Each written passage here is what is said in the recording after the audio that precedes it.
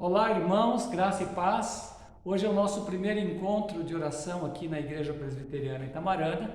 Para uma breve reflexão, eu convido você a ler no Evangelho de João, capítulo 12, dos versos 23 a 25, que diz: Jesus respondendo disse: É chegada a hora de ser glorificado o Filho do Homem.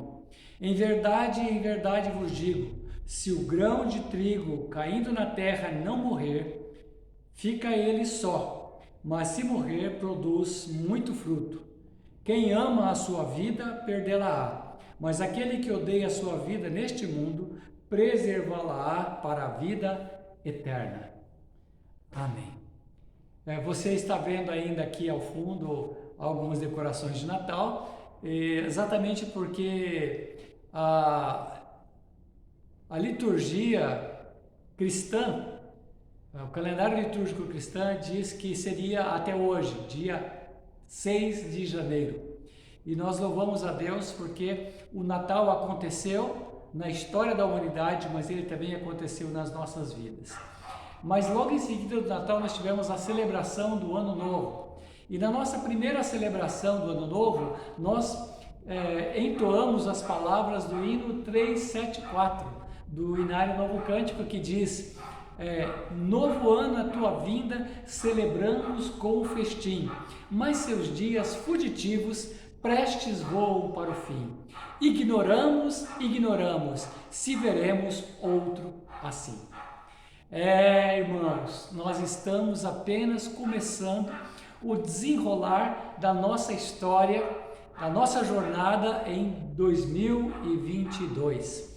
Mas quando nós olhamos para a história de muitos irmãos, de muitos cristãos, nós podemos ver que aquilo que eles pensavam ser o fim das coisas, na verdade, foi o começo de do plano de Deus sendo implementado na vida da igreja e na vida das pessoas em particular. E é por isso que Jesus diz, entre os versos 23 e 25 de João 12, que se o grão de trigo caindo da terra não morrer, fica ele só, mas se morrer, produz muito fruto.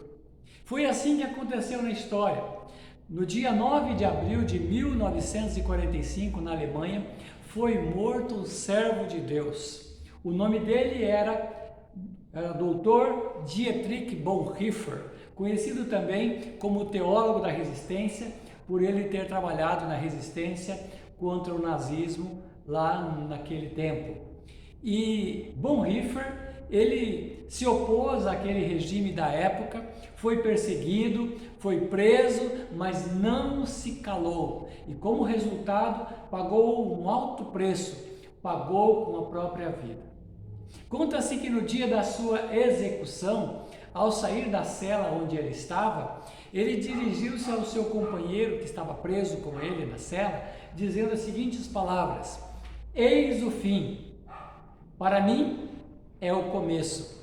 E acompanhado pelo carrasco, dirigiu-se até o local onde ele seria executado. Do que nós estamos falando? Nós estamos falando de uma vida ceifada jovem, uma voz profética interrompida, uma carreira brilhante descontinuada. Nós estamos falando de uma flor que ainda não desabrochou, de uma árvore que estava começando a dar os seus frutos, mas de repente teve a sua raiz arrancada da terra e os seus galhos passaram a murchar, sendo lançados no fogo. Então, surge a pergunta: será que situações como essas significam o fim? Nós não nos conformamos. Muitas vezes até nós nos frustramos ante a realidade que se nos apresenta. Na história do Evangelho nós temos a vida de João Batista. Diz João 1:23 que João Batista era a voz que clamava no deserto.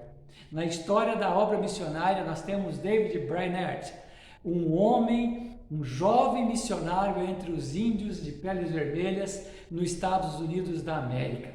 Nós também temos o pastor Martin Luther King, que era um lutador incansável em favor dos direitos dos negros e dos pobres nos Estados Unidos da América. E temos o principal deles, que é Jesus, o filho de Maria. Ele morou em Nazaré, vivia uma vida simples, curou doentes, alimentou famintos, perdoou os fracos pecadores, comeu com publicanos, ressuscitou os mortos, ensinou a multidões, diz o resumo de Atos 10:38, que Deus ungiu a Jesus de Nazaré com o Espírito Santo e com poder, e ele andou por toda parte, fazendo bem e curando os oprimidos do diabo, porque Deus era com ele. Mas ele morreu aos 33 anos, jovem ainda. Todos esses que eu mencionei e muitos outros também morreram bem jovens. Mas será que isto foi o fim? Será que isso seria o fim? Cremos que não. Mas antes foram o grão de trigo que caiu na terra, que morreu e que produziu frutos, como Jesus vai dizer também no verso 24 do capítulo 12 de João. Em verdade vos digo que se o grão de trigo caindo na terra não morrer, fica ele só, mas se morrer, produz muito fruto. Eu quero concluir essa breve reflexão dizendo que, ainda que do ponto de vista humano não pareça, o Salmo 1, versos 1 a 3, vai afirmar que felizes são aqueles que não se deixam levar pelo caminho dos maus. Pelo contrário, o prazer deles está na lei do Senhor e na sua lei medita dia e noite. Essas pessoas são como árvores plantadas à beira de um riacho, que dão seu fruto no tempo certo e as folhas não murcham.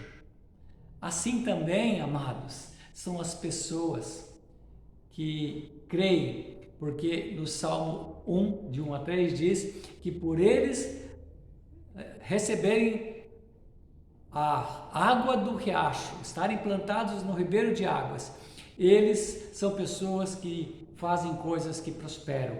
Tudo que eles fazem dá certo.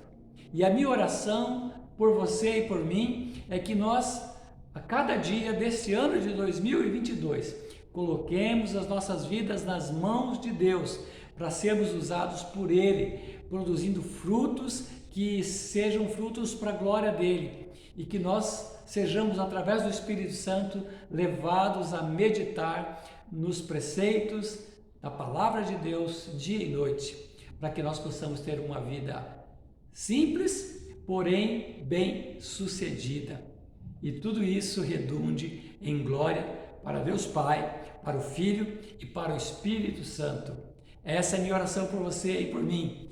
Deus abençoe, que você tenha um final de quinta-feira na paz, com a sua família, e que nós possamos entender que em Jesus sempre há um novo começo para aqueles que o temem. Amém? Fica na paz, na graça do Senhor Jesus. Grande abraço!